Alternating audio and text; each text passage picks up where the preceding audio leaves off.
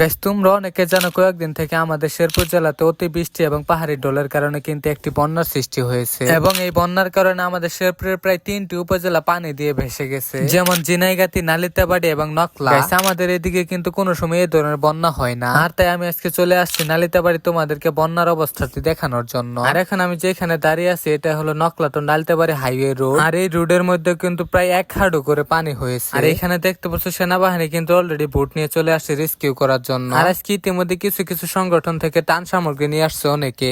আচ্ছা, গতকালের চেয়ে পানি বাড়ছে না কমছে? এখানে একটু বাড়ছে। আচ্ছা, রাতে বৃষ্টি হয়েছে তো এদিকে? সারা রাত বৃষ্টি হয়েছে। তবে বেশি কষ্ট হইতেছে গ্রামের যে ভিতরে মানুষগুলো আছে, এদের সবকিছু ডুবে গেছে, রান্না করার মতো সিচুয়েশন নাই, কিচ্ছু নাই। তো এরকম বন্যা মনে করেন 20-25 বছরের মধ্যে হয়তো কেউ চোখে দেখে নাই। আপনার বয়সে দেখেন নাই? এদিকে মনে হয় নাকি এখন খাবার দাবার কোনো